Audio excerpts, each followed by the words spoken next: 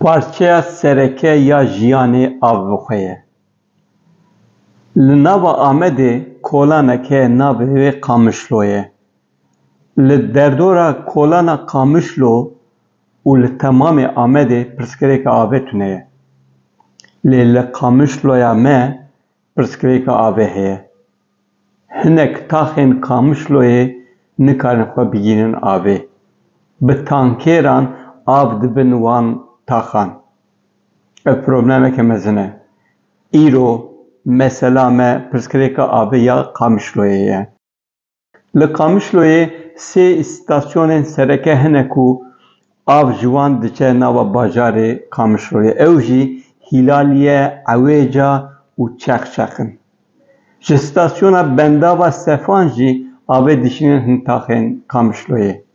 Bi vî awayî dikin ku pirsgirêka avê ya Qamişloyê çareser bikin, lê hêjî pirsgirêka avê ya Qamişloyê çareser nebûye.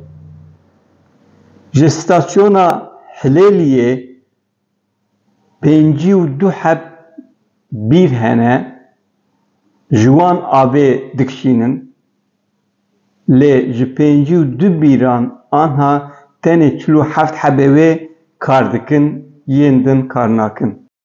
Ev jî sedî heştê ava Qamişloyê dike. Ji îstasyonên din li Ewîceyê 11 bîr hene, li Çexçexê jî 6 bîr hene.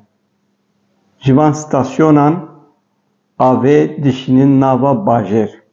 Lê wekî me got pirsgirêka avê dewam dike. Di saetê de 7000 metrekap avê didin Qamişloyê. Ji van her sê îstasyonan. Lê li gel vê yekê jî têrê nake hin tax bê av dimînin. Şêniyên Qamişloyê yê wan taxan li ser vê yekê bigazincin. Sabrîn Feysel Musa ji taxa Hileliyê dibêje ev 5 salin sedema qutbûna avê ew nizanin. û dixwazin bizanibe ku sedem çi ye. Hemdiye Abdurrahman Salih dîsa ji heman taxê ye dibêje bi salan e li taxa me av nemaye, sedema qutbûna avê xetên avê yên kevnin. Mesele çi dibe bila bibe? Pirsgirêka avê li Qamişloyê heye. Helbet çend sedem hene.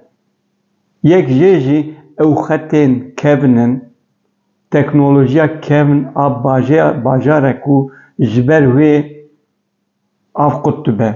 Ji ber kehrîbarê av qut dibe. Lê mesele ew e ku divê rêveberiya xweser hinekî din li ser vê meseleyê bisekine. Me ev agahî ji ku girtin? Ajansa Nûçeyan a Hawarê 19 Pûşberê 2025 nûçeyekî li ser çêkiribû. Li ser pirsgirêka avê li Qamişloyê.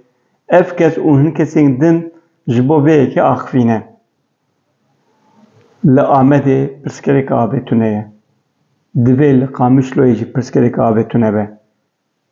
Sedsala 21 helbet gelek pirsgirêkên me bixwehene ê Kurdan ji her warî de lê qet nebe bila pirsgirêka avê çareser bibe.